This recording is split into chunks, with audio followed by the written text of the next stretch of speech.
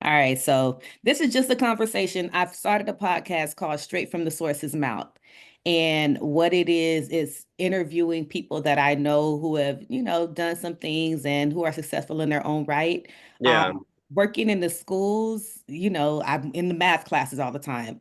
And Hmm. the question that all the kids ask, why am I learning this? When am I ever going to use this? And, what have you. Also, just dealing with Ryan when he graduated a couple years ago, him trying to figure out what was his next step. He wasn't even aware of all the possibilities, right?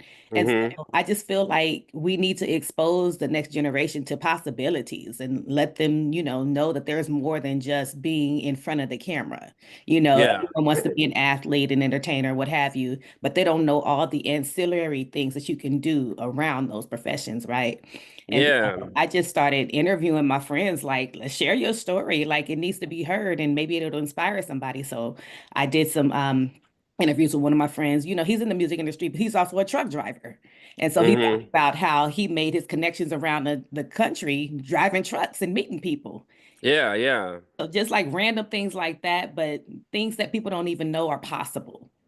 And Oh, yeah. I love that. Yeah. Actually, when I do a lot of like volunteer work at the Boys and Girls Club, and that's one of the things I do to and it get kids a little bit curious about having a conversation with me because these kids, they're so different. It's like I go into these classrooms. I went to like 10 high schools trying to recruit students for a music program we created at the club, and they're just like stone, and it's like Mhm. trying to find what interests them. So I think it's brilliant to have these kind of conversations and let people know that there is a world of opportunity out there that you just never would know about. It ain't always the person on the camera that's making the most money.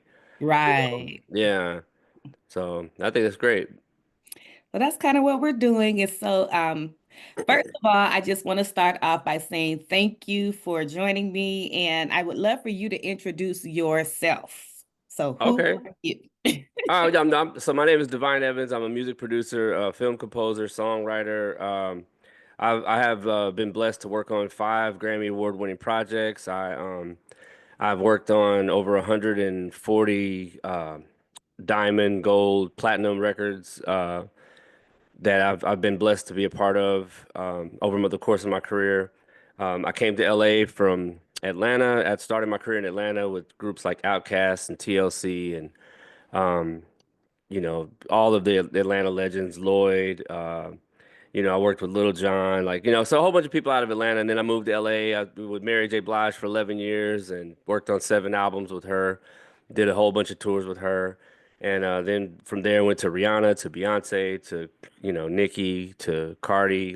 So I've been blessed, man. Been working on a lot of different things, and but one of the most important things that I am is a teacher. I love to teach, so that's like something that will never be, back seat for me. It's like anybody I meet, I can't wait to teach them how to do something, and so that's a pretty much quick summary of who I am. I So appreciate that. yeah, It's funny, I was trying to think about when we met, and I have a version of the story, but I would love to hear your version. How did we meet? Do you remember? man, I don't remember how I meet anybody. Like I most of the people that I meet. I see them like, down the road and they're like, man, you gave me my first start. I gave so many people like musicians their first tour, their first big opportunity. Like the day I met them, I was like, hey, you should probably do this. And next thing you know, they're on tour with like, the Jonas Brothers or something, and I just, been around a lot of different things. So I don't really know. I just know like at a certain point, the relationship, it just really evolved into this deep level of trust and stuff, so I don't know. Your story is probably way better than mine. So, Well, no, actually, I had a friend that I was dating, and he brought me to your house. I don't know if you remember, you were doing a writing camp there, and it was a whole oh, bunch of people at the house, and I just came and I just kind of sat in the corner and just listened. yeah. You were very intentional because something you do very well is whoever's in the space, you're going to make sure that everyone is engaged. And so Hmm. you saw me sitting there, you were like, huh, what do you think about this? What have you? And then we kind of just started writing together. That's my introduction to Oh, wow. Okay. Yeah, yeah. I'm sorry that my memory's so bad when it oh comes to that, no, but it's fine. I was just wondering yeah, if you knew or if you had an idea, but that was yeah. you were over in North Hollywood, over in that area. Oh, okay, cool, cool. Yeah, because a lot of my memories start when the bond was really like solidified. Like when we did the Diary of a Songwriter project, and all we brought together, the 124 women, and we all were like, in solidarity speaking out, against like the sexual abuse and the mistreatment of women. Uh, What Yeah, happened? yeah. Sorry, sorry, my whole screen went black. Sorry. But the all that stuff is like really where, kind of the relationship really like set itself in stone and just kind of kept expanding from there and I so that agree. I felt yeah. really honored that you even called me for that project. So that was called Sheet Music, The Diary of a Songwriter. Like Yeah. you brought together all these wonderful women in music who are, artists, musicians, producers, talent agents, whoever they Yeah. are. And Yeah. we all told our stories about the different situations that, we encountered as women in this profession. And some crazy stories came out about, how people Yeah. taken advantage of by men in these spaces. And so, Yeah. what I loved about that project was that, we were able to share our story so that the women who are coming up behind us can be, aware of these things and not necessarily have to go through some of the things that we went through. What was Yeah. your experience with that particular project? I mean that project was extremely personal for me because a young girl that in LA I considered my sister, she was raped and whenever she told me, the way that she told me really was the part that really ignited that fire for me because she wanted to meet with me, but she didn't want to come to my house like she normally did. She wanted to meet in a public space, and I was like, wait, Mhm. I already knew something was crazy because like, why would you, because it's usually like, just come over, like, you know what I mean? You don't even need the door's gonna be unlocked, just come in, like it was like, your sister coming over, but she didn't want to come. She wanted to meet in public. And that's when she told me, and it just like it hit me so hard, because at the time, like I was managing female artists. I had represented a group of female songwriters, and my wife is an artist. And one of the things that I never really got is like a lot of the females that used to write in my studio used to tell me things like how safe it was to be in our studio. Mhm. And I just didn't understand that because I don't keep those kind of men around me. So I guess for so many years I operated such a safe environment that I didn't even really know that that was still a thing. I thought that was like maybe that was the 80s. I don't people still doing I that. think, You know what I yeah. mean?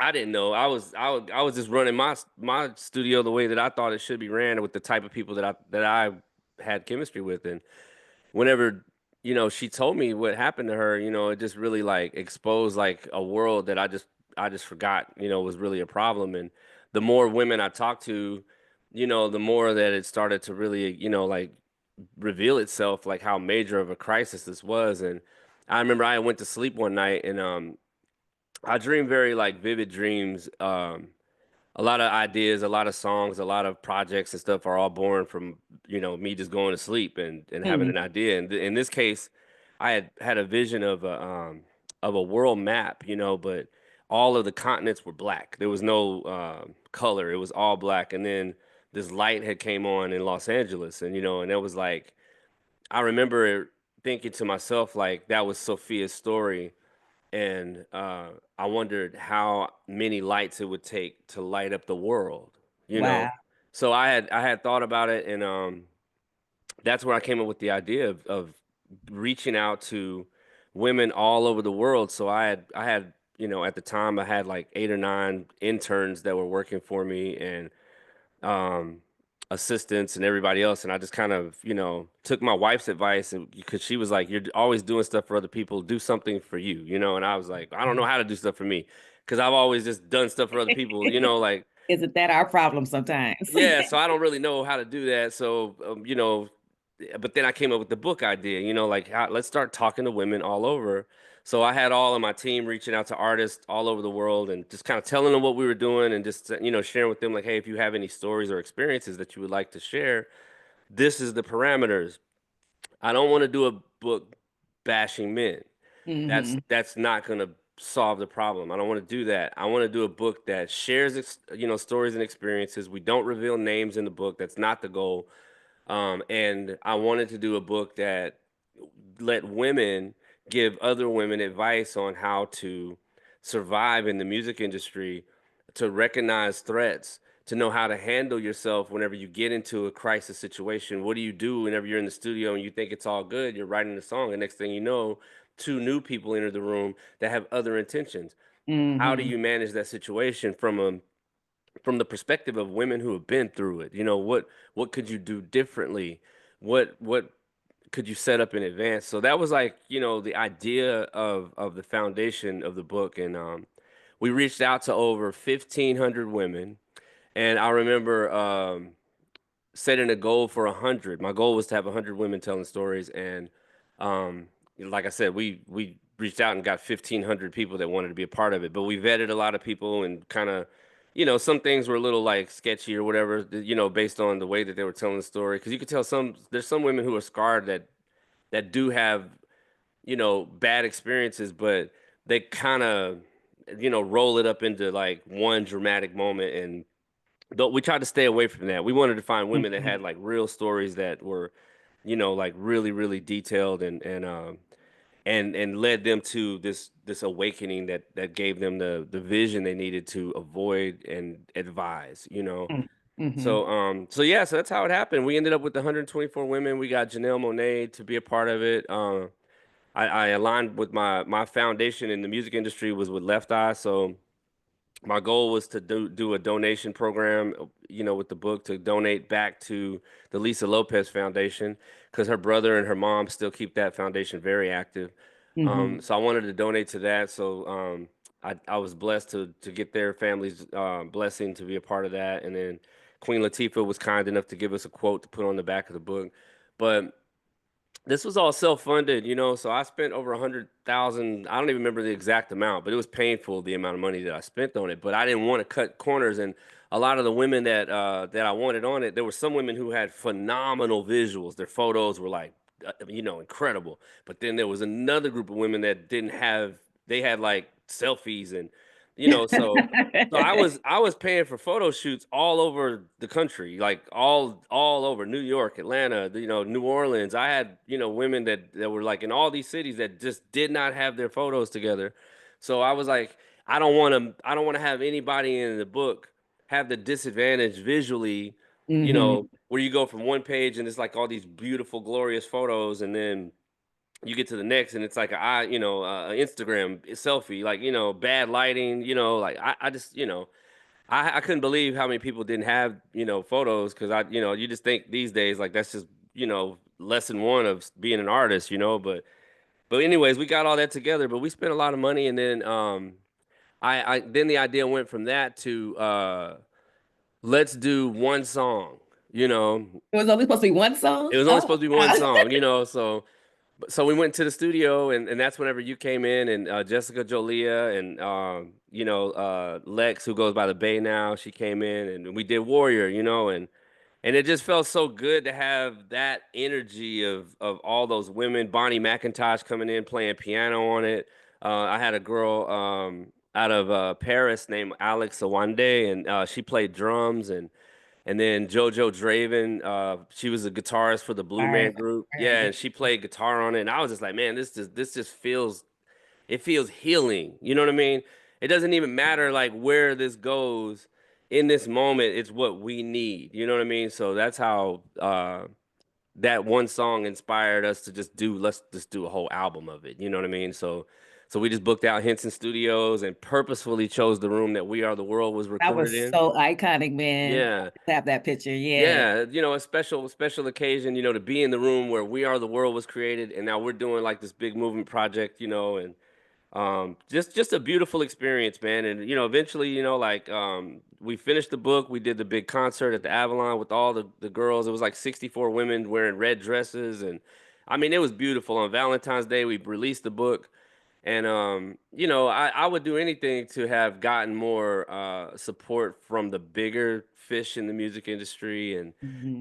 maybe an investor or a book publisher or any of that kind of stuff would have, if they would have joined in, because we were like a year before the Me Too movement or something. We Yeah, we we were were. doing this before that ever took off, so we were really onto something like that was about to be cutting edge, but financially, it's like, shoot, I can only do so much. I did everything I could, and then eventually the one printer in America that could handle printing the book, because the book was 400 and something pages, and the one printer that could print a full color book like that was out of Colorado, and he went out of business. Did So not know that. yeah, so I never was able to find another printer that could handle the book without each book costing $70 or $80 to print. Hmm. I didn't have the money to buy in bulk. I couldn't buy, 1,000 books at a time to get the price down to like $20 per book, because that would be a lot of money. Um, so it just became like a thing where it's like, I don't know what to do. I wanted to redesign the book.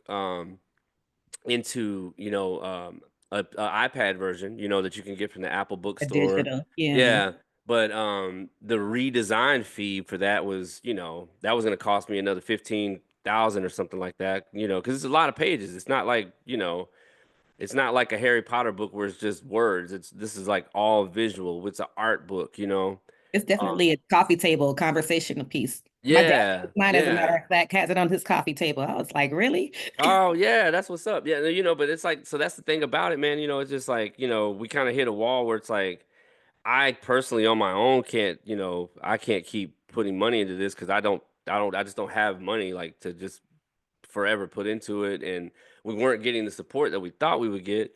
Um, from the music industry, because I had met with, a lot of big artists that were all like, "Oh my God, I would love to be a part of this," and then they would never deliver their part. You wouldn't Like it follow was, through. Yeah. yeah, they would never email their write up, and then it wasn't until the Me Too movement happened that those same women that I was talking to, which are like mega superstars, started to speak out.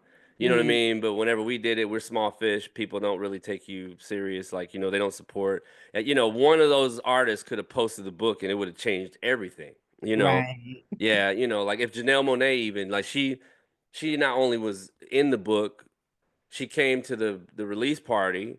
Mhm. She had a group called Saint Beauty at the time, and they opened up the concert with the Nina Simone tribute, Blackbird. We did that song. Um, she was very involved, but imagine if she would have posted about it. Yeah, You know that's what I true. mean? Like, Mm. just share the movement publicly. Like, imagine how much more support we could have got. So that what I told everybody is like, I'm doing the best I can as a man who's trying to show that there are men out here who do fight and support for women and don't want women to come into a room and feel threatened all the time. We want to have your back. I have daughters, so I really believe in that, but I did the best I could do, and my goal was to hope that I would inspire somebody else that could do a bigger version of it. Like, this is our version of it. Like people who got endless money to spend, like, take it and run with it, make it. Hopefully it'll start the conversation to where it could really take off. But it's still something that I want to find a home for, and I would love to eventually turn it into some sort of TV series. Be Mm. it, be it like a biopic style, where it's like, like the real version of some of the girls' stories. Like I know my homegirl, Blue Nile, like her story was like one of the most epic things I've ever read. Like she went through a lot, and for her spirit to still be so intact is crazy. Yeah. And I just felt like her story would have been like so powerful on TV to just see that, because what she went through and what she experienced is like nothing I didn't even know that type of thing really happened on earth like that. Yeah. that was mind blowing. But so hopefully one day, we'll find like a place, find a group of people that believe in it and can help us maybe make that a reality, because that would be nice. I think the world would love to see it. Yeah, it's definitely still applicable. Like I said, my dad still has it on his coffee table, and people come and see it, and they're just like, "Wow," Yeah, yeah, and yeah. it's so visually appealing that it's definitely a conversation piece still, and Yeah, still relevant. yeah. So we'll get to it. Like it's definitely not a ball I've dropped. I had this year I've talked to like two or three people that mentioned that they might be able to help with getting it to a big publisher and stuff like that. But the conversation always goes down to financially what it'll take to get those That's what people it to boils follow down through. to. Yeah, yeah. Yeah. So we'll see how it goes. Like, I mean, I thought about, because it's so big, maybe breaking it up into part one, two, three. Like, maybe I could split it so that it's more affordable to print, and Hmm. rescaling the size of it so it's a little smaller, because that's also one of the things that made the printing so expensive, is the size that we designed it in. And we're amateurs at that. We're not booked. This isn't what we do. We do music, but if I would have known that all of these things were going to make the cost, so dramatically different, I would have definitely like made a few different decisions to make it where it's more realistic to keep up with the printing process, Yeah, but you learn, you do iterations. Yeah, No, yeah. but So my we'll get fingers are there. crossed that yeah, you can move forward with that because, like I said, it's definitely still relevant. But okay, so you told us a little bit about who you are now, but I would love for you to talk about your origin story a little bit. So, like your childhood and what kind of brought you to where you are right now. What pivotal experiences Oh can you man. think about that kind of shaped who you are today? Yeah. So I was 6 years old, and I remember this is like the first time, like it's the equivalent of love at first sight, but love at first sound. Mm. And my dad would not let me stay up to watch the Jackson 5 perform on some late night show. So I remember laying at in my bedroom on the floor and putting my ear at the bottom of the door where you could still hear the Gotta music, picture from the it right. TV. Yeah, so I can't see nothing, but I can hear it, you know what I mean? And I just remember, like, in that moment, I'll never forget that moment, because it really, like, was a thing that really ignited this love for lyrics. That my love for music didn't start Back to with. the lyrics. Hey. Yeah, exactly. I need one of those for real. Like, that was my love for music. My love wasn't about chord progressions and drum patterns and bass lines. I loved lyrics. And I used to just be, as a kid, just in awe of how perfect words were whenever they were written. And I remember thinking to myself as a kid how it's almost like these words were created just to be in this sentence. You know what I mean? There's Mm. no better way to say this than what they just said. And I remember how that made me feel, like, and I don't mean just like deep Stevie Wonder lyrics. Those are incredible lyrics, Michael Jackson lyrics, but I even love the lyrics for Rick James, cuz like, where I grew up, Rick James was that dude, like, that was what we listened to, like, religiously, so he wasn't saying no deep lyrics, but it was still amazing to me how these stories were told in the form of rhyme patterns and everything else. And what ended up happening for me is there was a band, like some teenagers across the street, that used to rehearse in their garage. And I remember going to them at 6 or 7 years old and asking them, like, what I got to do to be in the band. I want to be in the band. Mm. And they were like, well, you got to get an instrument first. And so I was like, that's it, and I'm in. So I'm like, cool. So I talked my mom in, and we were a very poor family, so buying a guitar was not really on the plan. But after, begging and begging and begging, she finally got me a guitar. And so I ran across the street with the guitar whenever they were practicing one day, and I told the guys I was ready. And I remember all the guys in the band, they started laughing.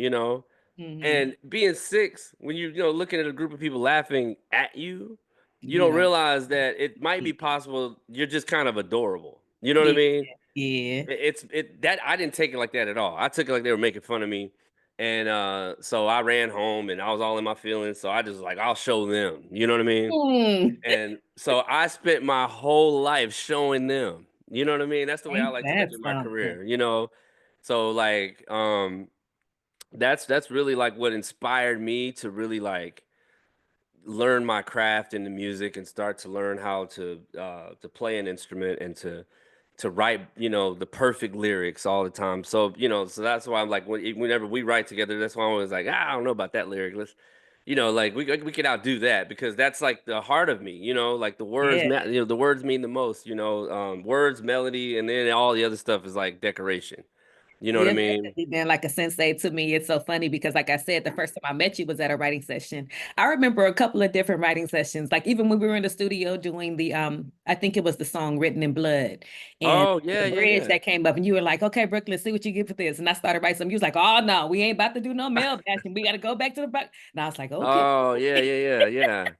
No, because it's just I don't know, man. It's just one of those things. Like you as you study music, there's so many ways that you could take things, but I always believe that you should push yourself, to the deepest level that you could go, and not just like settle for the surface area. Because a lot of times the surface area is just like it's like whenever people ask you a question in real time and you start answering it, you don't actually start to reveal the intelligent version of the answer for about, 30, 40 seconds when your brain really realizes, like, oh, this is what we're talking about. The Hmm. initial response is usually just whatever, you know what I mean? That's why, like, one of the biggest lessons I learned was from my first manager because we used to drive and he would always yell at me because I didn't like jazz music, And I remember him pulling over, almost crashing the car one time when I was like, "Why do you always listen to jazz?" Like he literally like just jerked off the road and just checked me viciously, right?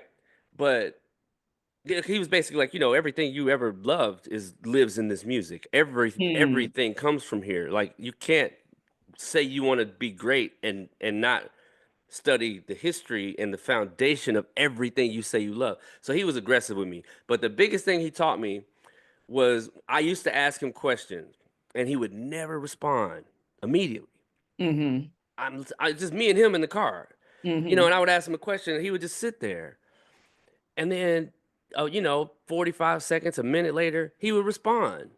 And one time he took longer than that to respond. I was like, man, why do you always do that? Why do you just, I asked you a question, you take so long to answer, and I'm just sitting here waiting. He's like, I want to make sure what I say is right. It's what I stand for. Hmm. I don't just choose to just word vomit, like basically just gather your thoughts and make sure that what you say has value because you can't take it back, like Hmm. people are gonna hold you accountable for what it no, even if it's gibberish, they're gonna hold you accountable for the gibberish you say. And that's why a lot of people get in trouble on social media these days because they're just True. like they're doing interviews and they're just saying their first thought, and people hold them accountable for it and they're like bashing them and and it's like it's not really fair, but that's how people are. They're like, you said this, and it's like really they didn't mean it in that context, but when you're rapid firing answers to questions that you didn't know, or you didn't have a chance to prepare for this, like it's just, well, this is how I'm going to answer in the moment because people Hmm. don't always gather themselves, so I just think that's important. Words matter, so we should always like kind of make sure we're not just settling for that basic, lyric that was like the gibberish track. Now, sometimes the gibberish I track is phenomenally special, but that's discernment. That's being able to recognize like there's no reason to do this over. That's one of those four agreements, though, be impeccable with your word. And so make sure you say what you Yeah. mean and mean what you say. Yeah. Yeah, and and we all fall short of that, but at the end of the day, like that should be the goal, you Hmm. know.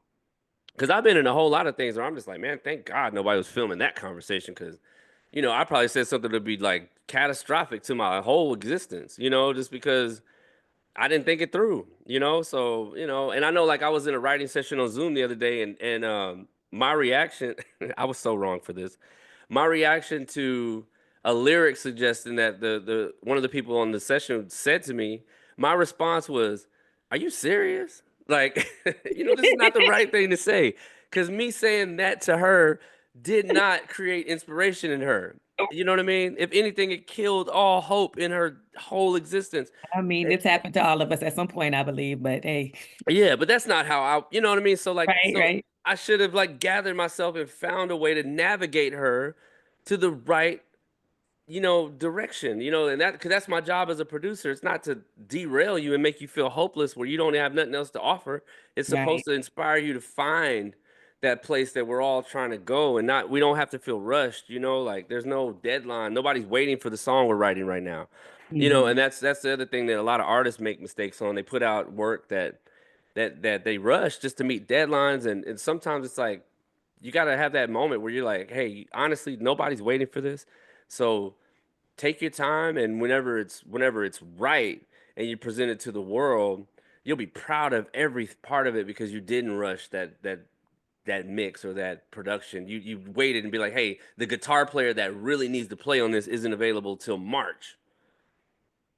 Do I wait till March or do I just put it out? You know, like, and then you got to make that decision. Got You to know, make it's those decisions. Yeah, yeah, yeah. and sometimes you need to wait till March. You know, so just to be honest, so like that's the one thing that I, you know, if I got to improve on anything, it's being more aware of my words in the moment. You know, to make sure that I'm saying things that I could like, you know, be proud of. You know, That comes with wisdom, though. A lot of times we're making those mistakes because of our youth and our inexperience, right? But the more yeah. you're put in those situations, the wiser you become if you truly care about doing Yeah. that's right. Yeah. Yeah, because I've always been the kind of person who's like this beautifully spirited person, but I'm on the other side.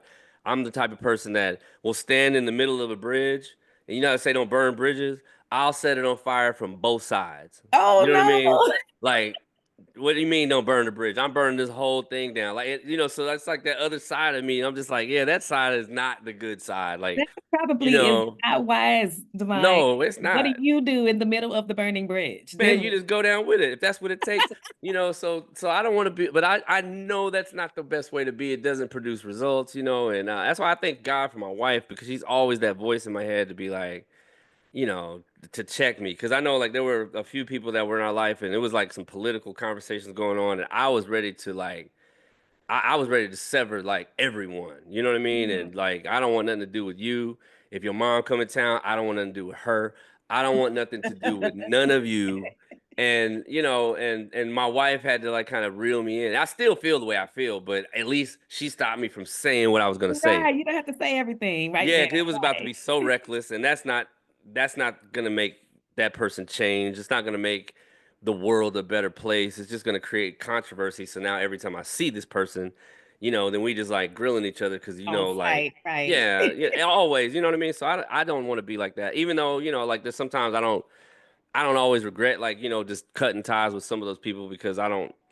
If anyone in my life, is like associated with anything to disenfranchise us as black people and then disenfranchise women or children, I'm perfectly fine with you know like severing those ties in whatever way it takes because I don't have any tolerance for that, man. You know that's just something that we've put up with that for long enough. You know, like I know my family's history and a lot of other people's family's history. I come from the South, you know, so like everything about where I come from is tragic. You know, there's no Where in the positive. South are you from? What do you say? Where in the South are you So from? I was born in Texas, and then from Texas as a teenager, I moved to Atlanta. So you know, so but you know, growing up in Texas, I mean, everybody that was in my neighborhood was racist. You know, like Hmm. my grandfather, I'm half black. I mean, I'm half white. You know, so my grandfather was racist. Like you know, I was the first person to break him to where he learned to love a person that wasn't white. You know, like Interesting. yeah. So you know, so that's like a big part of my history, you know, like with my family, like on my mom's side, it's like they're Trump Nation, you know, on my Mm. mom's side. So I don't, you know, I don't deal with none of them. I don't want nothing to do with them. Like my aunt messaged me on Facebook one day and I was like, why are you messaging me? Like don't ever, like as long as you live, don't message me. If there's a funeral, don't come. I don't want nothing to do with you ever because you've already shown me who you are and you are not for my people. You're Mm. you're 100% against my people and for that, I'm perfectly fine with not having that relationship with you, family or not, because you don't want to change. You're perfectly happy with, you know, the idea of seeing us suffer. And my mom, the medical insurance that she's on, you're perfectly fine if there's a president willing to get rid of her insurance, you know, that she depends on, her life depends on. My mom has major health issues, fighting cancer right now. She, you know, uh, Mm. Sorry to the hear that. last year, you know, she died twice on the in the ICU. I watched her die twice, and they brought her back successfully twice. And that insurance that she depends on for that, my aunt is going to the voting poll to vote against that. and this is your sister. I don't understand you. You know what I mean? So, anyways, so I just want to do better. I want to be better, but at the end of the day, like I just want to surround myself with positivity, and I want to try to be the light on those dark occasions, and not allow myself to let that part of me, you know, be the thing people meet first. You know what I mean? Yeah, speaking about those dark times or what have you, I'm just wondering, like, what obstacles did you face or things that you had to overcome in order to kind of navigate through this industry? Now when you say that, you don't mean like with my family stuff. You mean like just obstacles in the industry? Obstacles towards where you are right now in the industry. So, Yeah. types of things you had to overcome, regroup, go back, change, what have you, as you were navigating to get to where you are now. Yeah, I mean, I think that if I really think about like a lot of the obstacles that were presented to me, um, man, I don't even know how to describe it. It's almost like most of the obstacles that I've felt were hindering my progress were usually I've been unfortunate to meet a lot of people that used my skill set Mm, and then kind of buried me in the background and kind of kept me like this hidden secret. mm. um I remember I was in a session with Britney Spears, and we were working on her album. What was the album called? Blackout. I don't remember what the album was called, but it's the one with the Give Me More. It's Britney bitch. It's the one with that on it. But Okay. I remember whenever the A&R for the label came in the room, I was introduced as a secret weapon, you know. And you could maybe take pride in that, like, oh, yeah, I'm the secret weapon that's gonna bring this thing home. Like, but at the end of the day, like, I don't want to be your secret weapon. You know what I mean? I want to be your companion. You know what I mean? I don't. Right. I'm not gonna have creative people work on a song with me that I deem as a secret. I can't tell people that I write songs with Brooklyn. That don't even make sense. But there are Right. people like that, and I've met all of them. It seems. You know what I mean? So, so I think if I had to say anything that was a major obstacle to me, it was that. I mean, that's one of them. Um, the other thing I would say is meeting people that present themselves as fans, supporters. They're not always there for you. The Mm, thing that transitioned my relationship with my wife from being a friend to I'm marrying you was when she pulled me outside of the studio. And I mean, we only knew each other for, I don't know, a couple months. I don't even remember how long we knew each other. She pulled me outside. I walked in the room, she pulled me outside. And she said to me, I want you to know that everybody that's here for you is not here for you. And I'm gonna leave it at that. And when she said mhm. that to me, it was the most genuine thing that anyone ever said to me, because everybody who was in that studio was taking advantage of me. Wow. And that conversation was inspired by me calling a person in the studio, and I was like telling that person that I was going to get something to eat, and then that person asked everyone in the studio if they wanted something to eat. Now, normally this would not be a big deal, Mhm. but when everybody started to ask, "How do I send the money?" This person said, "Divine will get it. Don't worry about it." Oh, just gonna spend your money. Yeah. Now I wasn't there for the conversation, so I didn't know that happened. Right. But you know, Dana saw it and she was like, "Why would he buy my food?" Like at the time, she was like, "Why would he buy my food? Like, I can buy my own food, and he doesn't know me like that to just buy my food. Like, and there's like 7 people here, you know what I mean?" But at the time, I was making like consistent money, so I was That in a has really good nothing to do place. with the fact that you didn't offer to do that, and how is someone else going to offer for Right. you without asking you? That's not Right. okay. But that's what I'm saying. But because they knew that I was in a very stable position, they were perfectly fine with taking advantage of it. And Mm, but that relationship, really it really inspired me. That the first time I decided to shut my a studio down and just not have it no more after 8 or 9 years of having my own studio, that moment was the deciding factor. Because that's when everything started to be revealed because I was already like, I would come home, I would be on tour and I would come home and the studio is so packed with people all the time. I couldn't even work in my own studio because it was booked all the time and I didn't want to disrupt the progress of the team, because I'm a team player. I'm like, "Hey man, as long as y'all are making progress, it's for the team. Like let's get this music out." And but at the end of the day, like I would come home and, piece of equipment would be damaged. People spilled drinks on some of my top high-end audio like outboard gear. I had somebody. It looked like they shook a can of Coke up and opened it and then aimed it at the wall. And this is like The this. hell? Yeah, it's like this plush fabric. Like it's gonna cost thousands of dollars to replace this one section of fabric because it's a massive construction job. And I had these filing cabinets, not filing cabinets, but they're like these tall cabinets that I had like all these hard drives and software installed, and somebody broke into those and was stealing stuff out of those. I'm just like, you know, and I would come home to this, and nobody would ever have an answer. Nobody would ever be like, "Hey, this happened this day." Nobody. It would just be like the only way I'm finding out is because I opened the You cabinet and shit. discovery, Stuff is, right? yeah, stuff is gone. Speakers blown. All kinds of stuff. And so it got to the point where it's like once I realized that these people are just kind of using me for stability and latching onto the coattail because I'm like I'm with Rihanna 7 days a week, and I guess they think that if they stay close enough to me, eventually they could meet Rihanna, and Wow. yeah, so a lot of times like that would be one of the biggest things where you have people in your life that you believe in and that you're cheering for. Like, hey, I'm willing to go work 1 million hours a week to make sure you have a place to work because I believe in you that much. And this person right here will stab you in the heart and not even lose sleep over it because they're just trying to get to where I'm at. They want my place. They don't want to be on the winners podium with me. They want. That's what I'm saying. Like, why not go together? No, they want to keep Yeah, what man, you people have, aren't though. like they aren't like that. Wow.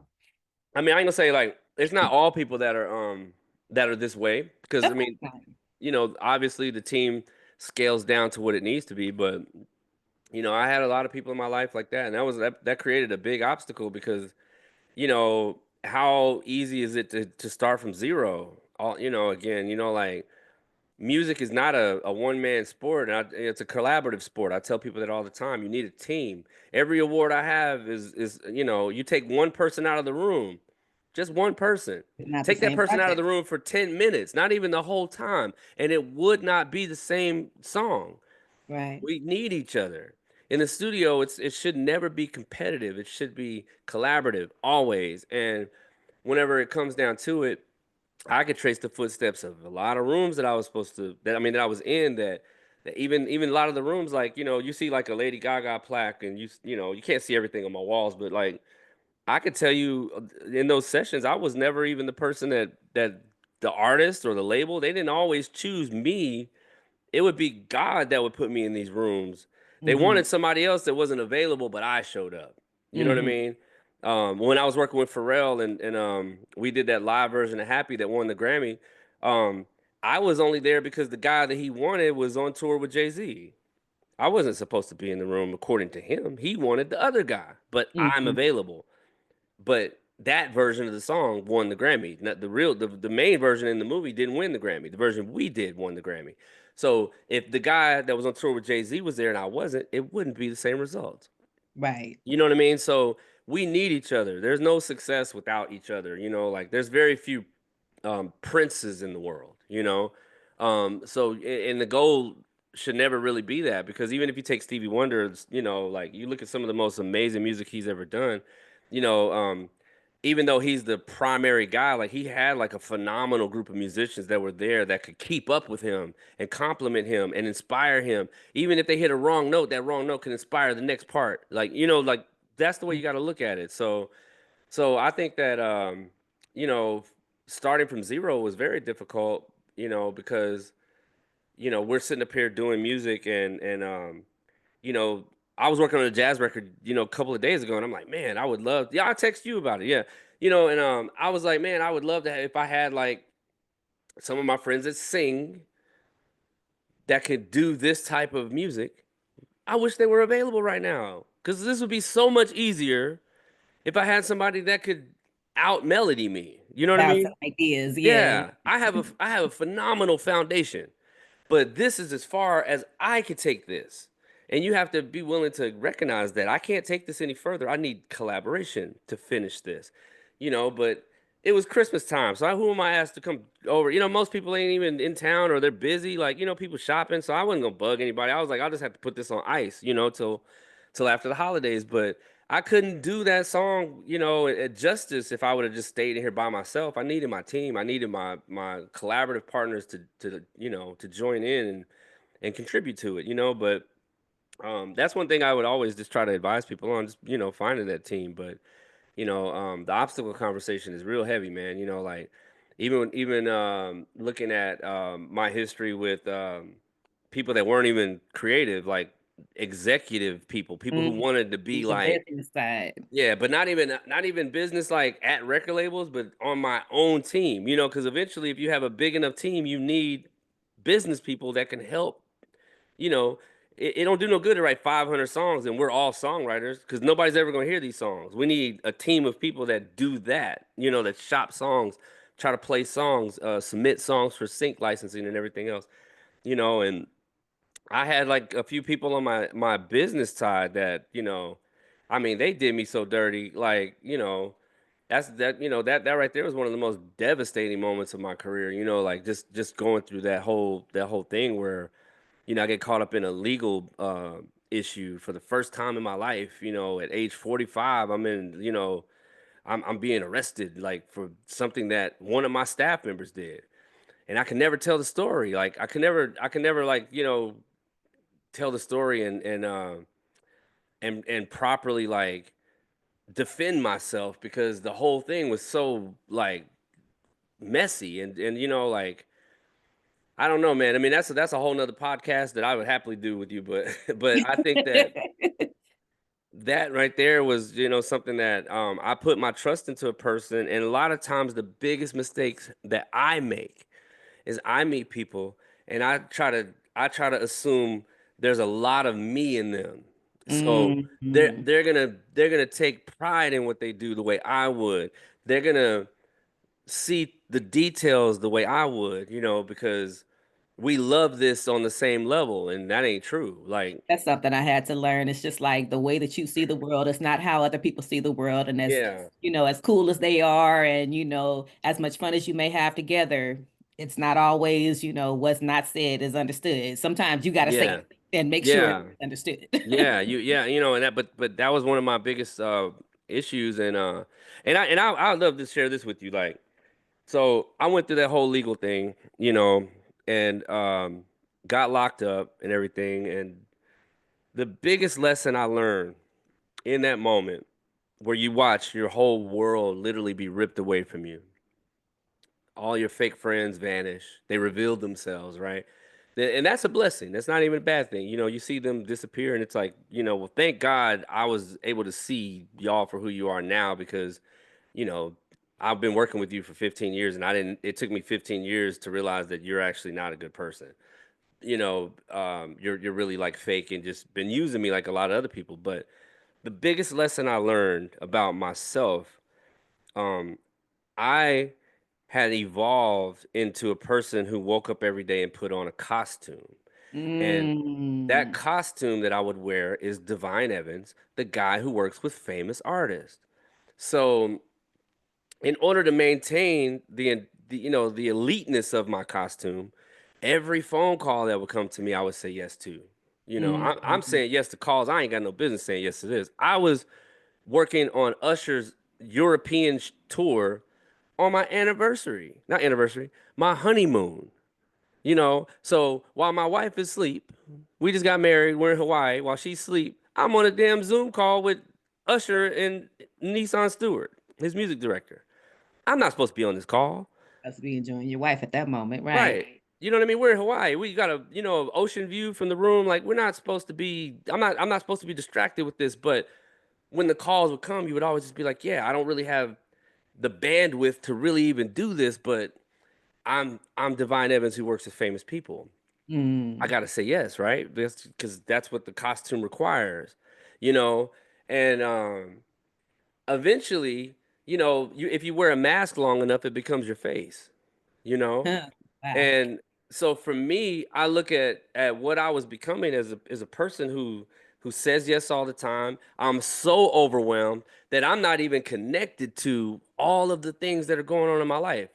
So that disconnection allowed this executive assistant person the opportunity to destroy everything I am Mm, and then vanish when it came time to take responsibility for what he did, right? I took the fall for it, and it was all because I was so in my character that I didn't see that I was being like, robbed and like all these other things that were happening to me in the background. I didn't see that it was even happening because who has time? I remember like a post I made in 1 year. I was working with 40 plus A-level artists, from Beyonce to Rihanna. There was nobody. I do arenas, stadiums. I'm building tours for that. We're doing big albums. We're doing all kinds of stuff. Nobody small on my roster. And how do you do that in 1 year and still maintain home, still up in maintain yeah. business? You can't. Eventually something's gonna fall short. And whenever it fell short for me, it fell real short. And there was nobody there that could help me. And so whenever I got locked up, the one thing that I really, really am thankful for is it gave me a chance to take that costume off and to Mm. see what that felt like. You know what I mean? To be Be like, yourself oh, again for a minute. yeah, so this is really who I am because honestly, I'm not even happy working with all these people. Mm. I'm not doing it because it makes me happy no more. And I didn't start doing music at age 6 when I fell asleep listening to Michael Jackson at the door. I didn't start doing music to feel like this. Mm. This isn't the goal, right? So I feel happy when I'm working with you and when I'm working with Dana and when I'm working with, my boy Maul. The people in my life, Josh Moreland, that makes me happy. Working with all these people and their teams doesn't make me happy because these people don't even remember me like half the time. I remember I did something for Rihanna and I was 5 feet away from the guy who played it for her, and he was the lead of the project. So this is a normal thing. He would play it, hey, here's the idea, right? He Hmm. asked me to do an idea. He didn't contribute any ideas to the creative direction. I did all of it, everything, every instrument, every sound, every edit, everything on it, I did. He played it. Rihanna went crazy. She ran up to him and she hugged him and she was like, yo, this is crazy. And guess what he said? You know how we do.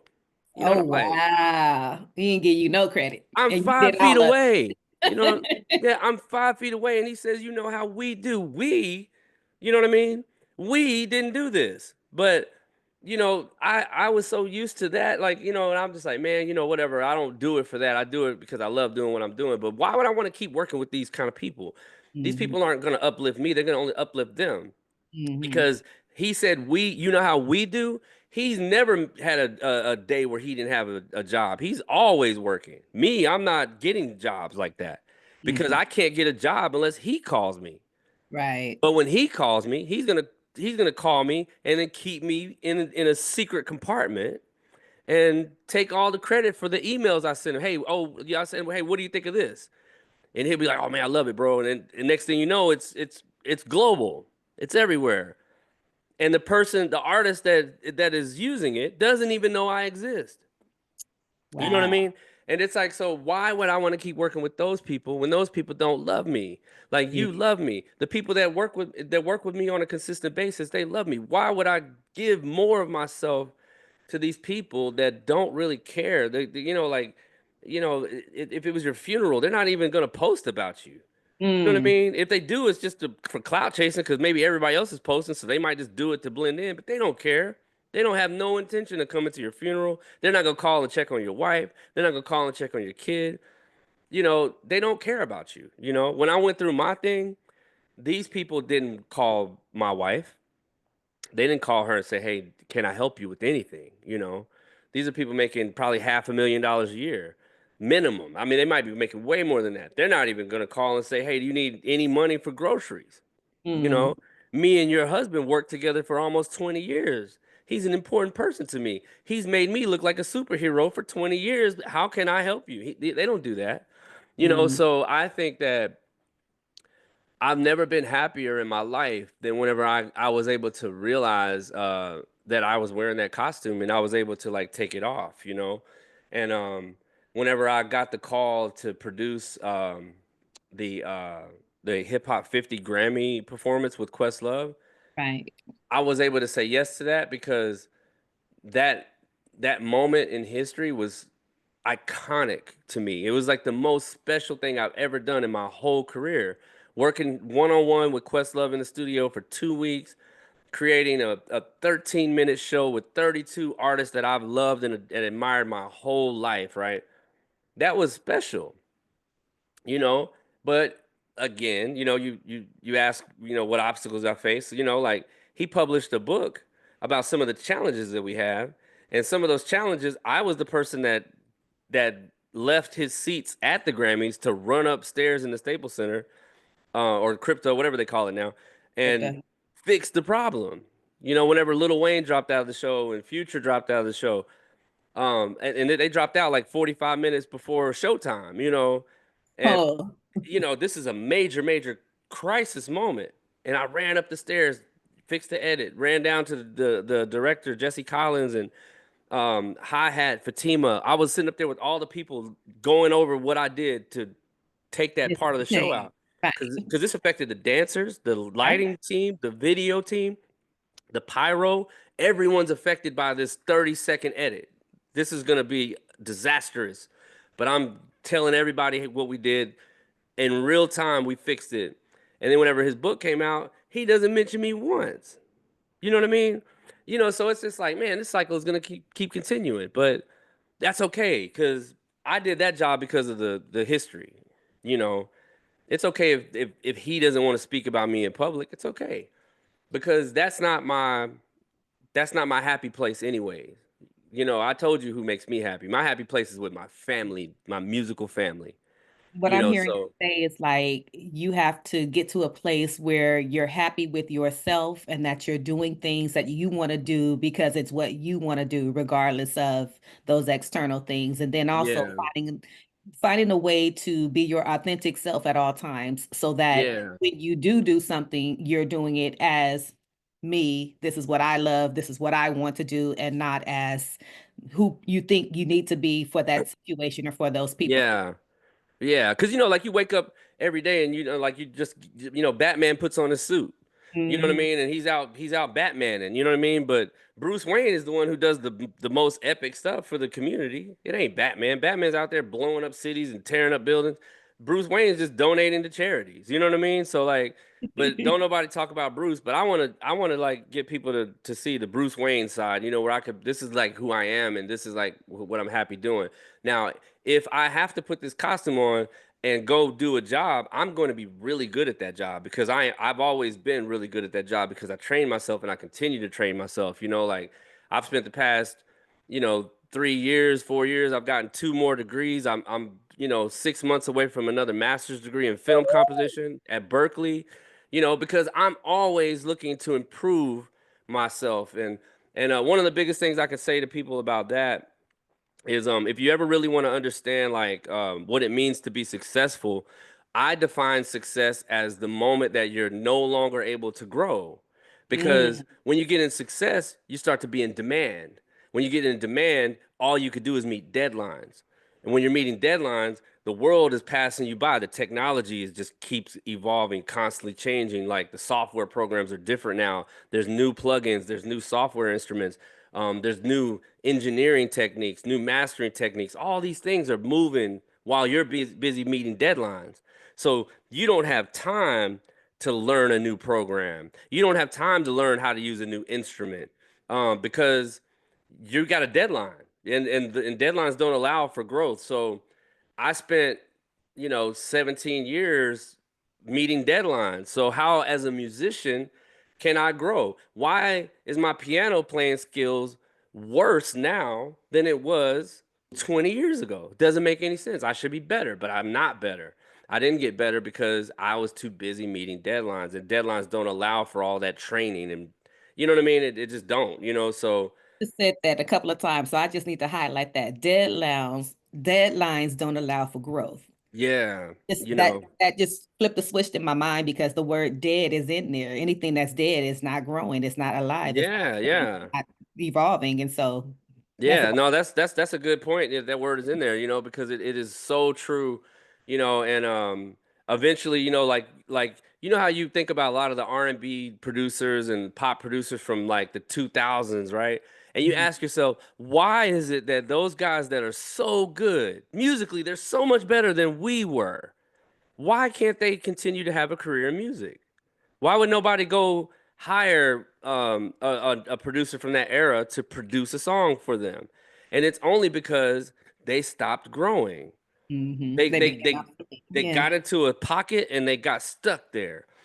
So my advice now that I've been able to recognize this is, if you're working 6 months out of the year, train the other six. Like Mm, that way, whenever you come back the top of the next year, your skills have evolved. Your awareness of the evolution of music is relevant. It's not like disconnected. You understand like the variations in drum programming and vocal syncopation and all the different things that um that change music into the direction that it's going. Like if you listen to like Ira Star and Tyla and you listen to that music, I first heard that music in 2013 when I was in South Africa and I heard music like that and I remember I was just so blown away by the sound of this music and I heard it in a taxi going from the hotel to a club and I remember I was in that taxi and I offered the driver of the taxi because it was a CD he was playing.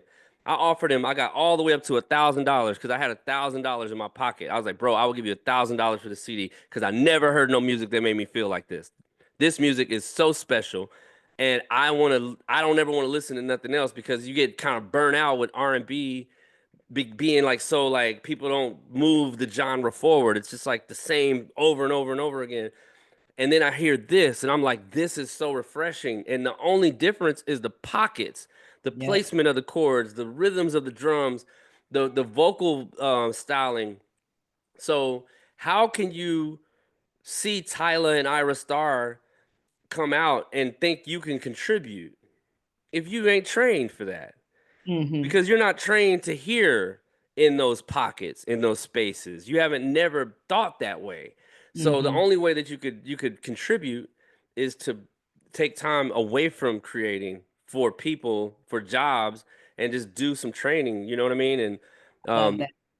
that's one of the most important things. Like me and my boy Calvin, like sometimes we'll just email each other songs and stuff like that, and then we'll go into production sessions where all we're trying to do is recreate what a Sabrina Carpenter record, for example. Like let's recreate it. Something in the style of, or No, we're gonna recreate this exact song. oh, You know what I okay. mean? Every single detail, because there's no other way to learn pocket for genres than to recreate it. Like if you want to learn how to play bass, you study Lewis Johnson and you try to play what Lewis Or played. his licks, right? Yeah. Yeah, and then eventually, once it gets in your soul, your Right. your fingers are gonna know how to move to where you could have that pocket in your own way, and that's what musicianship is. We kind of gotta train, um, and I used to do that too. Like even whenever I years ago, when Brandy's Full Moon album came out, like I was obsessed with everything on that album. I was obsessed with the production, the engineering, the writing, the vocal production. Like it was one of the best albums of all time to me. And I went into my studio and I would do the same thing where I would try to recreate like the song He Is that's on that album. I'm gonna Hmm. try to recreate this exact song, you know. Not necessarily the vocals because I'm not a vocalist, but the music, The music.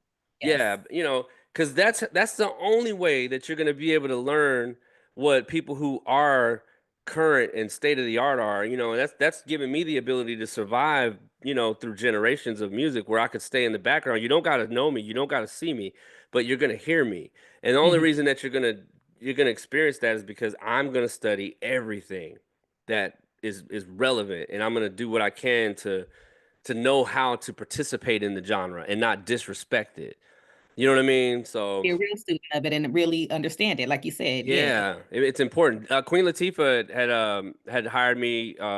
I worked with her for 2 or 3 years on a few jazz albums that I don't know if she's ever going to put it out because she's so busy with acting and stuff. But Um, it was jazz, and jazz was never my thing. Like, I told you, my manager got mad at me because I asked him why does he like jazz. He pulled over, almost killed both of us.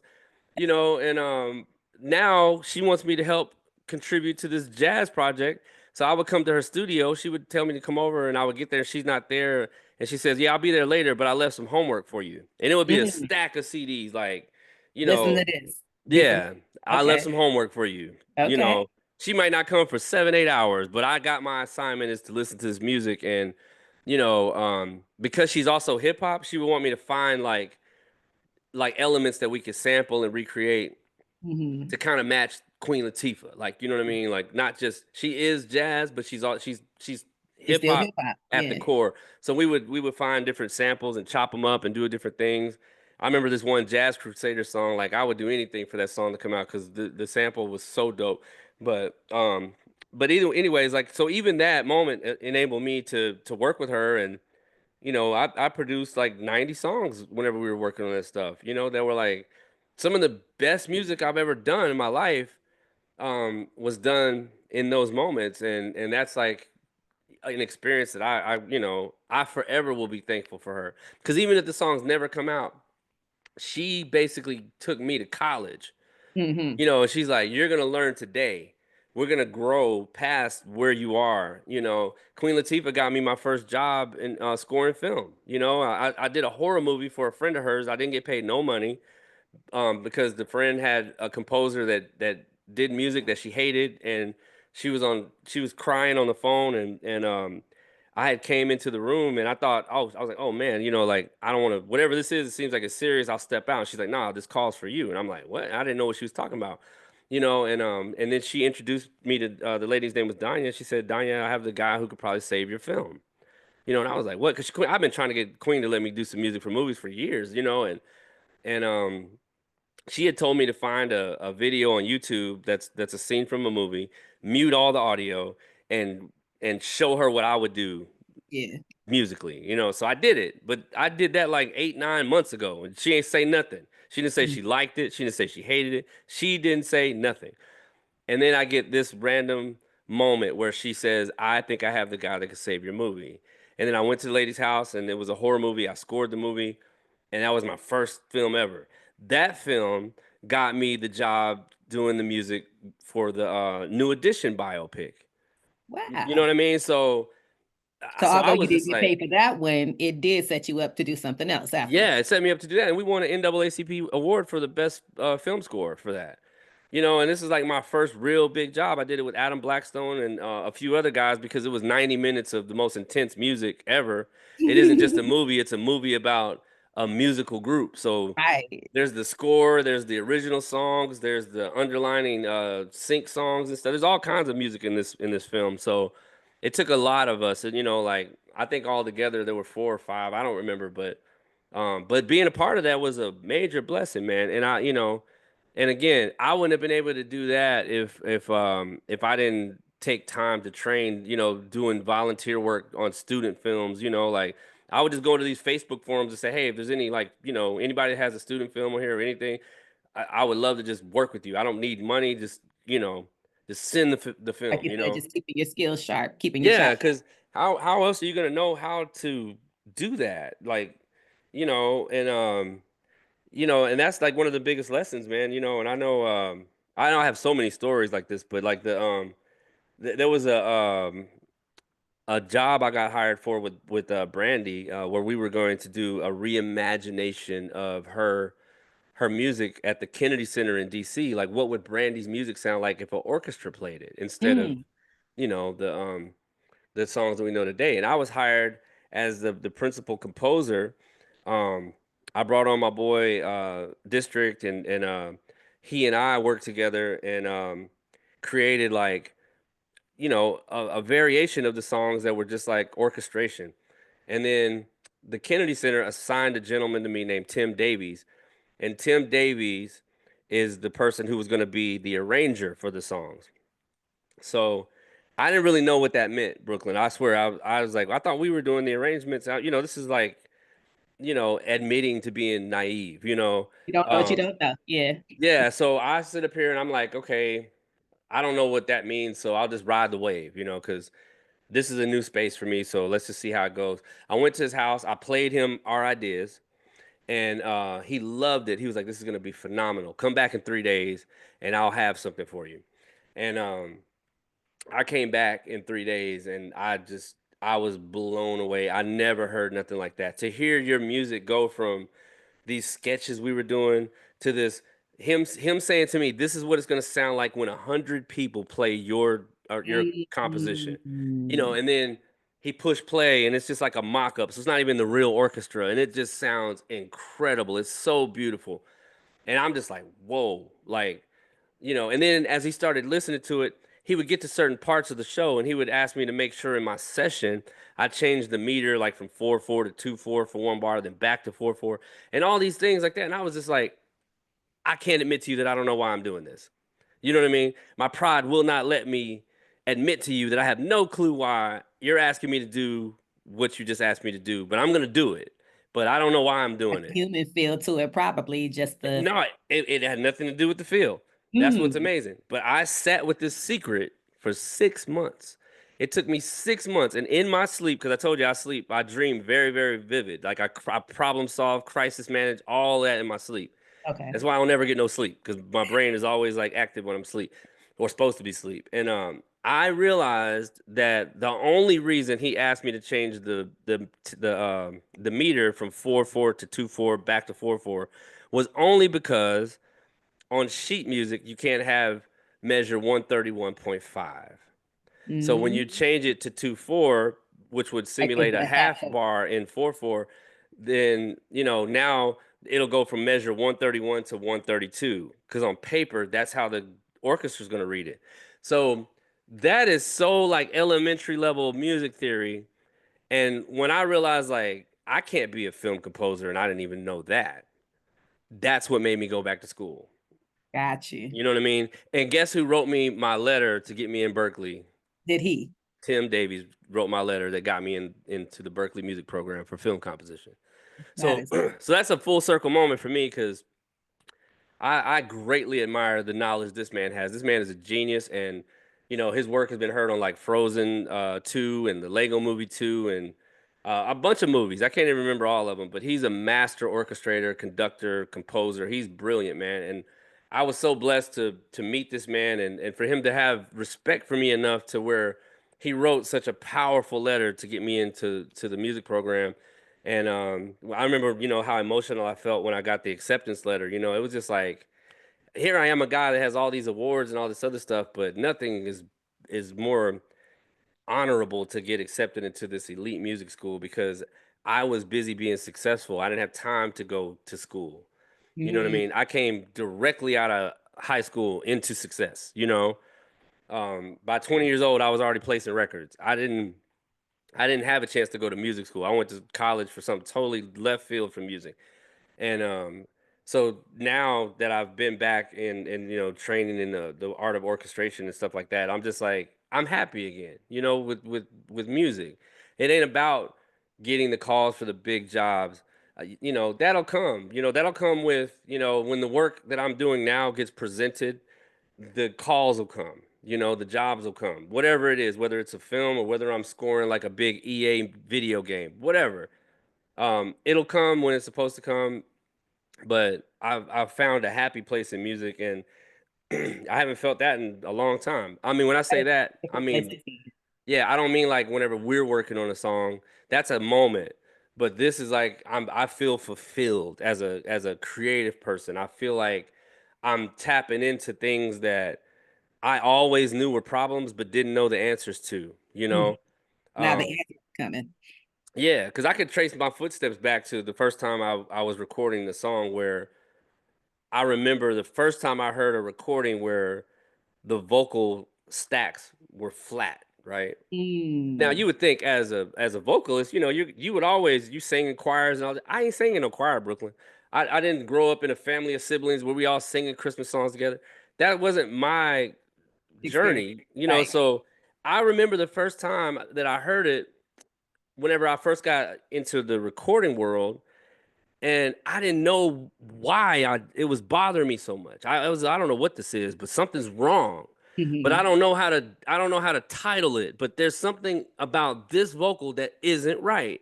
Hmm. You know, but I was in the room with all hip hop guys. They don't hear it at all. You They didn't know, know, right?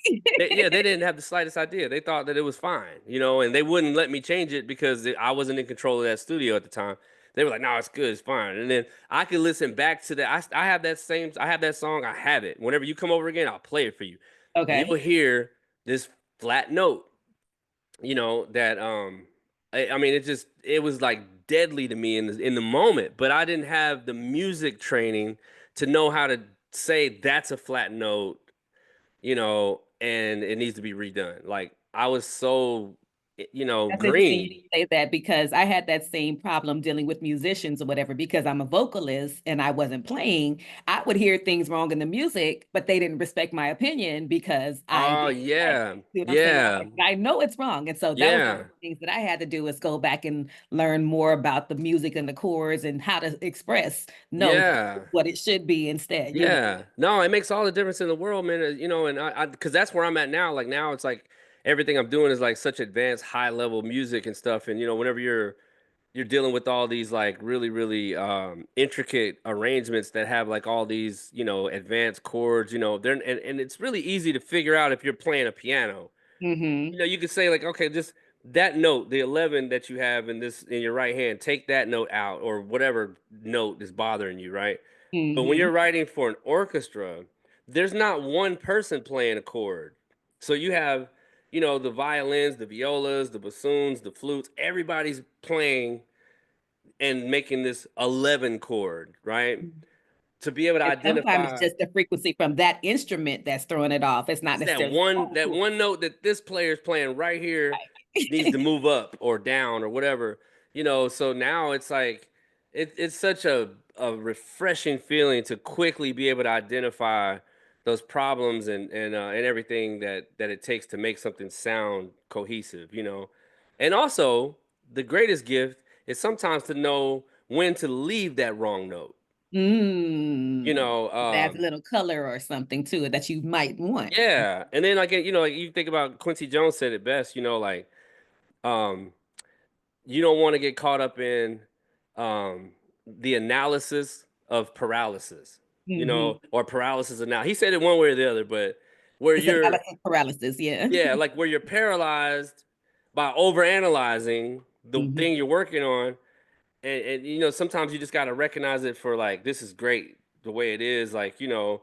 And even on I know like if you really listen, if you want to just deep dive into music, the theme song to Sanford and Son is a good example because the bass line, the last note that the bass player plays is wrong. You know what I mean? It's not supposed to be in the key of what the whole arrangement is. But that wrong note is it just adds something so special to the ending of it. It's the perfect way to close out the song for what the show is.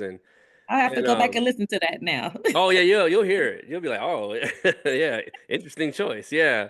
But you know, so that's the kind of thing like you know, now it's just like I get excited by you know, kind of falling back in love with music again and experience it on a higher level and also allowing myself to connect the dots back to the beginning whenever I recognized all these gifts that lived in me, but was Hmm. so clueless of what they were that I didn't know how to train them back then. You know what I mean? And now that I've taken a step back to where I'm just like, you know what? I'm not gonna chase a bunch of big jobs that require, you know, 8 months of my time because I wanna put in 8 months into myself, you know what I mean? And really like try to make sure that I get better. You know what I mean? Where I'm like I'm playing piano every day for 3 hours. Like, you know, I ain't did that in 2 decades. You know? Felt that you should say that because it's a lot of times we'll put all of our effort and energy to helping someone else, but we won't spend that same amount of time and energy to do something Yeah, for ourselves. And so, yeah, yeah. that's very important. You know, so yeah, so it's a really important thing. But you know, I know for sure I will talk to you for hours about my stories and history. But is there something that you wanted to touch on Well, with actually, you kind of are going along. I have my little outline here that I've been referencing, and you hitting all the points without me Oh, having to okay. Well, speak. I So, just wanted but to make there sure is like one. cuz I know you had mentioned like the other conversation about jobs and stuff like that and you know, so if there's anything I don't mention cuz I know I'll ramble forever, let me know if there's something specific you wanted to kind of Okay, have so I'm for your kind of audience. watching this timer. I had put an hour and a half on here and it's about 6 minutes left, but I don't know if we need to go over. Are you okay with that? Yeah, I'm cool. Yeah, yeah. Okay, Yeah. so we'll see how that goes. But okay, the first thing I want to know is were there any other things that you did besides music, or was music your only career? No, so when I came out of high school, I went to Georgia State for chemistry, and I worked in the dialysis field.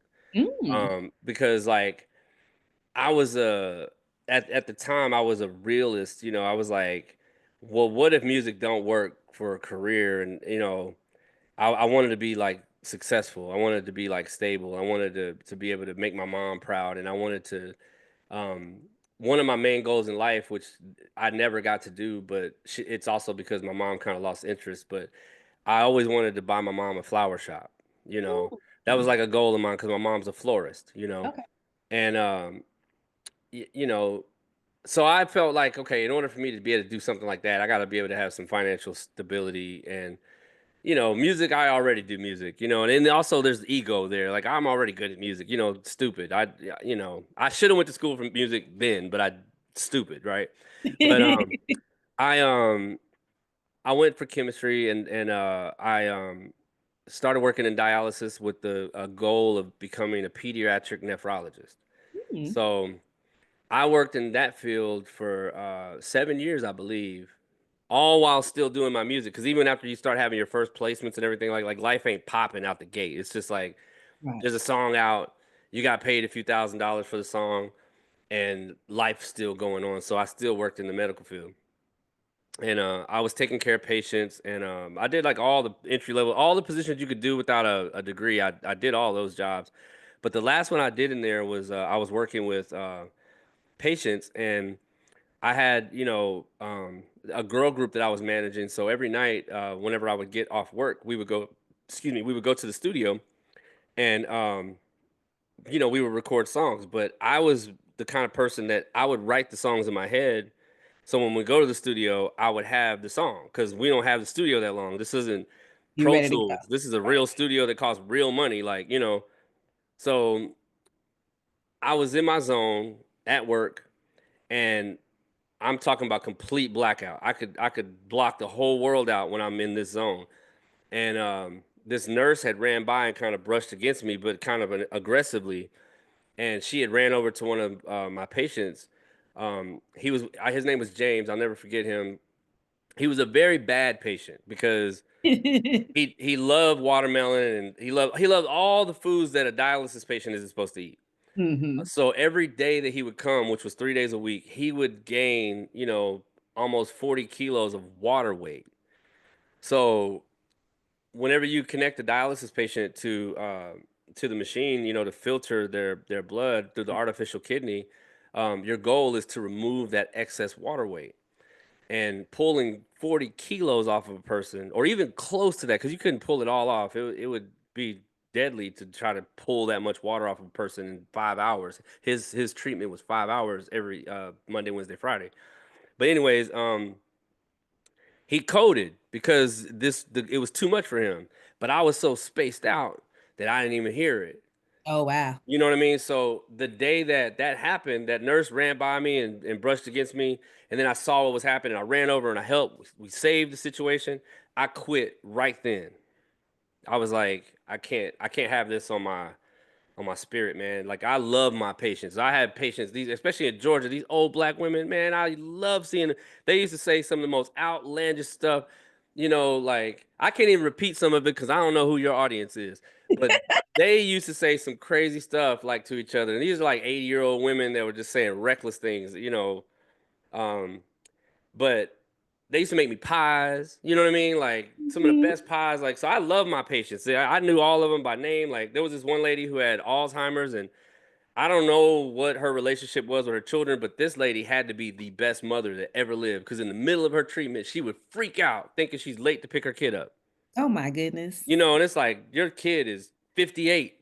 You know what I mean? They're perfectly fine. They don't need you, but she would be trying to pull the needles out of her arms, and but just having that connection with the patients, like to be able to help them get through this this hard period of time every day that they have to go through. It was so special, and I couldn't have it on my heart to cause any of them to like they could potentially die on the machine, you know, and I just couldn't deal with it. So I quit, and I went and got a job at the Guitar Center, you know. Music So again. yeah, so I went and got a job there, and I was making like $3 an hour plus commission. They literally could pay you that. I'm not even making that number up. It was like $3 plus commission. The commission could be, you know, a few thousand a month, so it kind of offset the insulting hourly wage. Um, but that was like the way I feel now. It was like the first moment I was actually happy. Because even though Mhm. I love my patients, this isn't really making me happy. I don't really like this. Is like all my songs are dark, depressing, and miserable. Like, because you know you're around this sad, you know, darkness and patient. Environment. You know, Yeah. you come on Friday and there's an empty chair, and it ain't empty because they didn't show up. They died. You know what I mean? And it's like, damn, you know, you feel that every week. You know, you're just constantly feeling this loss. So my music started to be dark like that. So I didn't realize this was causing a problem for me. But then when I went to work at the Guitar Center, everyone I met was like me. They love talking about music. It's like, oh man, this is like so everybody was like talking about the same things, you know. And I was one of the people that like I jumped on Pro Tools like as soon as it came out. I was not like behind the eight ball on that. I was like front runner, you know, version 1 or 2. I was on it, right? And they had released a consumer level version, which means that average people can buy it. Normally, Pro Tools was only in big studios, and we only used it for sound effects because it wasn't efficient to record yet for multiple tracks, you know. But anyways, um, so whenever it came out on a consumer level, what I started doing because you know, we had to sell it. We're salesmen, right? And Mhm. the computer came with demos that they provided, and I'm like, this shit sounds terrible. Like I So don't you know. made a demo. Yeah, well, I'm like, I don't know why anybody would buy this if this sounded like this. So I started to create, you know, my own songs, and I would bring them to the store computer. And when I would present Pro Tools to people, I would play my songs. But I'm, you know, I was like at this time, I'm hardcore salesman. I was one of the top salesmen in the country. Period. Mm. If you came in with $10,000, I'm getting all of it because I knew how to sell to people and get them what they needed. I wasn't like the kind of person to just sell you what you wanted. I would be like, they wouldn't even come in for Pro Tools. I'd be like, if you could just follow me over here, you should not buy this console and these ADATs and all this other stuff that people were buying. Buy Mhm. It this. was back then, right? Yeah, buy this and let me show you how it works. And you'll be able to take the 10,000 that you were about to spend here and you'll be able to get like way more for your money. So I would show people how to use it. And what's so crazy is like when I would play the songs, they would stop asking about Pro Tools. They'd be like, well, whose song is this? And I would tell them it's mine. They were like, what did you do to the vocals to make them sound like that? And I would kind of tell them, and they were like, well, how much would you charge to make my vocals sound like that? And I was Ah. like, I don't know. I didn't even know you people pay. I didn't even know there was an opportunity there to pay people to do this, you know? And I started making more money. I was making probably like 7,000 a month just off those kind of moments. You know, where Mm. people would be like, "Well, how to make the songs? Can you come to my studio and if I buy all this stuff, will you come help me set it Can you up help and me teach?" use it, right? Yeah, Yeah. so I started to get off work, go to the customer's house, install all the stuff, and then teach them how to use it and you know make you know little settings and stuff to make their vocals sound like what they like from my stuff. Hmm. And that became a whole nother side hustle. And then eventually, you know, like I started to be like so in demand for that sound that I just started working with people. But that's kind of also how I kind of got boxed into being the behind the curtain guy. You know what I mean? So I'll be the guy that gets the call to redo somebody's drums or to redo somebody's chords or to redo somebody's edits or whatever. You know what I mean? So, but then the albums would come out. You know, sometimes you get credit, sometimes you don't. It was just like, but you know, I loved music, so I wasn't even thinking about that. You know, I didn't have nobody representing me to help make sure the business was right.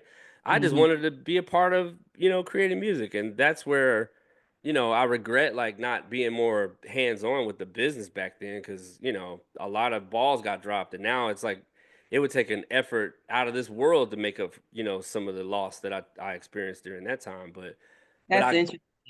what'd you say? And I said that's interesting because you kind of just made me think about, okay, so the business was one thing that you realized that you should have probably been more attentive to back then. What's something else that you wish you know would have known then that you know now?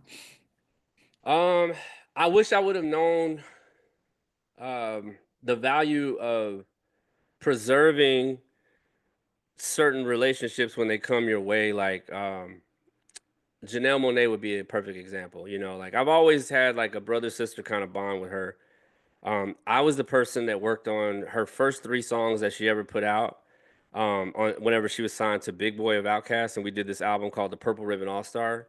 Hmm. And I worked on all three of the songs that she had on that album, and then I just kind of moved on to the bigger artist.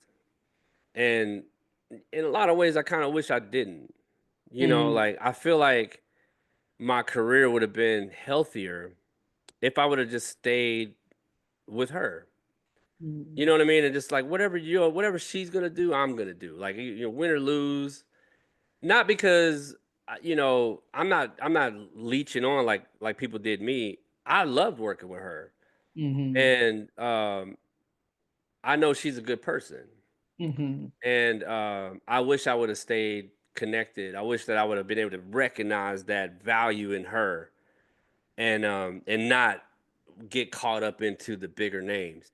And I think that leads to the best advice I could say for any artist trying to make it, because a lot of artists are going to chase the bigger names. Hmm. They're going to get a manager who believes in them. Will spend. They'll like mortgage their house or get to not mortgage but refinance their house to invest in you. They believe in you so much.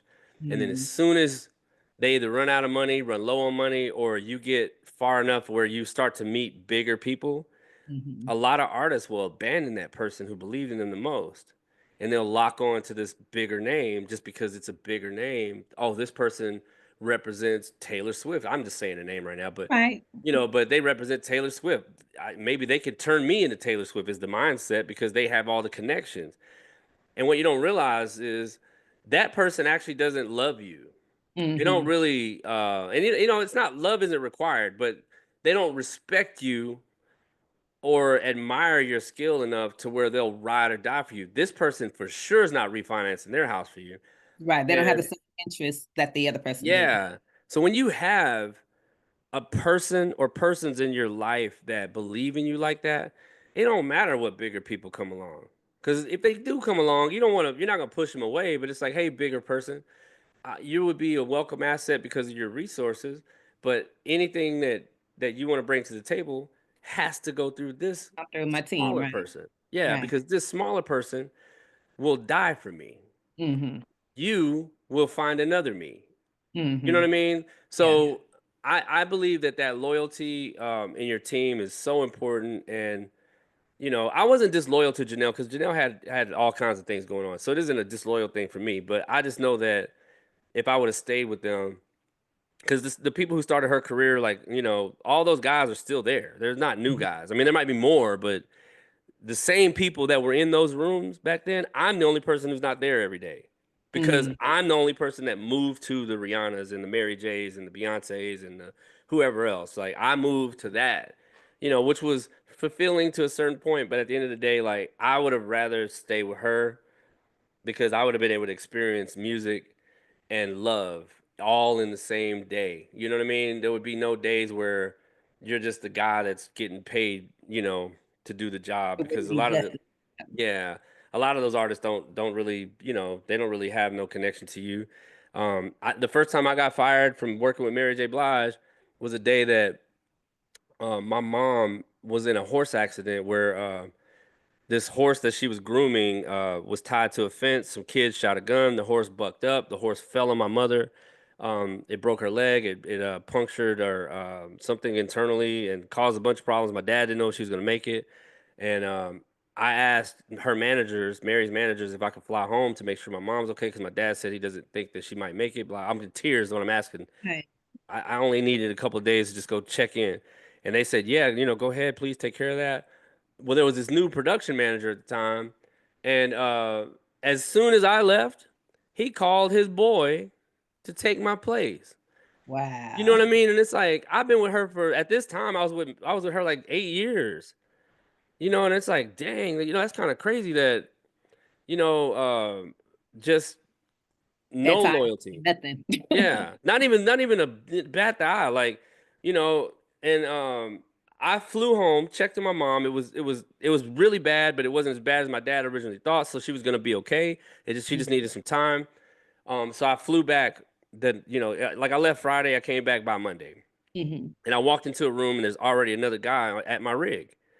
You know what I mean? And I was just like, "What is this?" And they were like, "Oh man, we need to talk to you." Like what? But Like they didn't even tell you. no, they didn't even tell me. I didn't let me buy a $1,000 flight back to New York. Hey, You know, like you could have just told me you were gonna fire me. I could have took all my bags and everything. I didn't even check out of the hotel. Like that's I just flew hey. home and all my luggage and everything was still there. But anyway, so like that right there is not cool, man. Like Paul McCartney would never do that because Hmm. the people back in that era, they respected their team. They understood that the team is what makes the success. It isn't just about me. Those Hmm. artists don't think that way. They just, whoever's there, they're just there to serve a position. And, whenever they get tired of you, they'll just get another you. And sometimes it's not the artist themselves, but the people that are around them, like you said, though. So that's a whole nother thing. Whew. Yeah. But the artist, a lot of times it's not the artist, but the artist will be complacent with it. They'll be like, They'll allow it to happen. they're Yeah. not gonna fight for you. Like if Yeah. it was me and you walked into rehearsal and I wasn't at my rig, you would be like, Where's the "Where's he at?" vibe? Right. Exactly. Yeah, and then Yeah. you would just like, "No, somebody has to explain this to me. Why is he not here?" Right. Because I trust my show whenever he's here, because that's who's been doing my show with me for 8 years. You know what I Right. mean? He knows how to follow me. He knows how Right. to compliment what I'm doing on stage. Why would you replace him and not ask me how I felt about it? You know what I mean? Like you would have Mm. a whole nother thing, and that's what's missing. Yeah. Whenever you work on that level, where it's like very rare you're gonna have a person that really goes to bat for you. And I just believe that would have never happened under Janelle's watch. You know what I Hmm. mean? Because she loves the people that are with her because she feels safe. And that's what you should want. You should want a team that you feel safe around, people who are always gonna motivate you and push you to be the best version of yourself. And that's what it takes. Because I remember like when we were recording this song called "Letting Go" on the Purple Ribbon album, and I remember her wanting to do this part, but we were trying to get her to go a different direction. And I remember her having a full meltdown in the vocal booth, like on the floor. Like you would think she's throwing a fit because she's Okay. so mad. Yeah. She's so mad that we won't let her do this. Not even let her, but just we're pushing her to do this other direction. It wasn't until it was finished and we finally got her to do it, and she came out and she was like, "I really think that is a good idea." You know what I mean? But Hmm. she trusted us. She was able to be vulnerable with us and go through that emotion, and we weren't like judging her or making her feel uncomfortable about the emotional moment she was having. We were just like, "Trust us, like this is gonna be great," and she loved that part. And I just feel like that's the kind of person that I should have clinged to. You know what I Hmm. mean? Because you know, even though I had all this success on paper, I never felt at home. I never felt welcome. Like with a lot of the artists and stuff that I would work with on that level. It just kind of felt like a business transaction.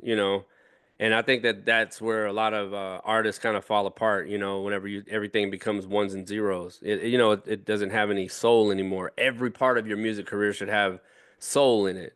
It shouldn't be no hollowness. You shouldn't replace a person on your team with a person who doesn't even like your music. You know what I mean? Like Say that. you go hire a keyboard player that's making fun of how simple the chords are because I they're had to let so go of a few engineers for that reason. One engineer had to, I never really liked your voice. I said, well, okay, we won't be working yeah. together no more. Because why would I want someone who doesn't like what I'm doing to help me? Like that Yeah. doesn't make sense. Yeah. Yeah, and that's what I'm saying. And I remember, they replaced a few keyboard players in the band, and I remember the new guys were like, they were like making fun of how simple the producer who would do the songs would play the chords, and the drummers making fun of the drum pattern on the song. You know, they're laughing, falling out like at the musicality of the records, and it's like that's exactly why y'all will never be producers Right. because you don't realize that the people who are buying these records, they love Mary. They love her for her.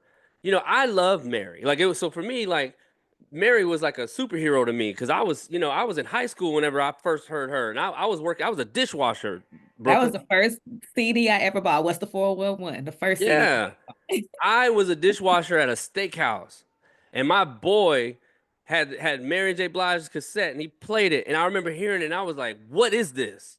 You know what I mean? Like it was just such a breath of fresh air. And I'm sorry about what's about to happen. My dogs are definitely about to howl. Oh, it's all good. It's all Yeah. good. But Let Smokey and Domino do what they do. yeah, they about to howl. It's all good. Yeah. They've been good all this time. They can have Yeah. it. Yeah, You they've been can't hear good. Okay, come here, guys. Come here. Come on. But yeah, so anyway, so I my love for Mary, like when I got hired for her, this was like the greatest experience of my life. So why would you ever want to replace a person who loves you this much? Yeah. Like I loved your music, flaws and all. Like bad notes, whatever people criticize her for, I loved it. It was a part of my DNA. Hmm. So when me working for her was the greatest honor of my life, and I'm sitting up here like doing the job, taking everything serious, and I'm replaceable, like by somebody who doesn't even like your music. At the end of the day, yeah, Yeah, so. yeah. So, like, so that's one of the best pieces of advice I could say, man. Like to new artists, like if you got people that are on your team that'll believe for you, ride for you, like even if you got a producer that's willing to work 20 hours on one song just to make sure it's right because he may not be musically as good as the next person, but he loves you enough to do that extra work, to put in that extra time, to make sure that it sounds the best it could be. He's gonna always be that way for you. And Mhm, that to me is the most important thing. And then, you become the team that wins, not the person that wins. You know what I mhm, mean? Like Billie Eilish has the greatest advantage because her person is her brother. So they mhm. have a bond that is really Already, hard. You can't break that. But yeah. most of us don't have a sibling that we could do music with. So you kind of got to develop these relationships. But if you think about the Billie Eilish and Phineas relationship, like Phineas is always going to be able to, he's always going to get work now because he created Billie Eilish, Hmm. So, so to me, that's what I want. I want to be a part of a team that's willing to create the next Billie Eilish, you know. Well, I see you coughing there. I remember you said you were recovering a little bit, huh? Oh man, my allergies are like, I don't know what it is about this time of year, but this ain't even supposed to be the allergy season. But for me, it's like been death. Oh my Yeah, goodness. yeah, it's been a wild Okay, ride. well, let's start to wind down. Then I have one Okay, final question for you. So okay. as you know, we're both educators. I typically work with a lot of math teachers, and a question that they always get is, when am I going to use this in real life? And so, when do you use math in your everyday dealings or in your job? Oh, that's a great question. So, um, when it comes to delays, like vocal delays, reverbs, um, counting with meter changes. Um, Counting may seem like the most basic, thing in the world, but being able to count not just one, two, three, four, but all the in betweens, it makes a big difference. But when it comes down to creating like the perfect reverb, a lot of people like might hear my vocals and they'll hear like the imaging is what reverb delays and things like that. I would call it imaging, creating ambience or creating the song's environment, for example. Everything is math. It's all timing. So if you know the tempo, then you start to subdivide or double time some of the numbers. That's how you get the most accurate results with delay times and reverbs. Reverb is a lot of people think reverb is just like this endless swell. No, everything's musical. Musical is timing. So you don't want a reverb that lasts um, a bar and a half or a bar and in between. You want it to be like a specific cutoff time and in in in the plugins themselves, everything is like normally milliseconds. So to calculate musical time, we don't calculate time in milliseconds. Everything's bars, beats, and stuff like that. But in order for me to convert um, a reverb time from milliseconds to bars and beats. That all is there's all the formula for it. Back in the day, in the studio, before we had digital computers and everything else, in every studio there would always be a delay chart. You know, so if you wanted a dotted quarter note, um, or a dotted eighth note or dotted 16th note. Dotted means that it's a eighth plus a 16th. You know, so it's one and a half of whatever the number is. Um, there used to be a chart that would be like, if you want this, you got to set the delay to this many milliseconds. You know, if this is the tempo and this is, you know what I mean? Because it all makes a difference, and that keeps the song in time. Because whenever you start to have like echoes and reverbs that are just loose, then it creates chaos in the clarity of the song. It becomes distracting. So I think that's like one of the main areas that every song you do, you're gonna have to make decisions like that. But then also, a simpler math is just in chord progressions. You know, like everything is in intervals. Hmm. So whether it's a third of, a fifth or a second or whatever. If you start to get into the 11th and the 13th, um, it's all math. And we could be on stage with a bunch of musicians that have never played together, and we could just yell out numbers, and everybody will know the intervals. So if you yell out go to the six, everybody knows what to go to. So it's not like there's no person on stage that's going to be like, what is the six? Like you understand like exactly where to go. And um I know in music, it may seem like it's not really present, but everything about music is interval based and all math. So I think that's like the best thing I could say in my world, where math and music are always like forever, intertwined. So I hope that answers it for everybody. That was a perfect answer. And y'all heard it from Devine Evans, Yeah. multi-Grammy Yeah. award-winning producer. Yeah.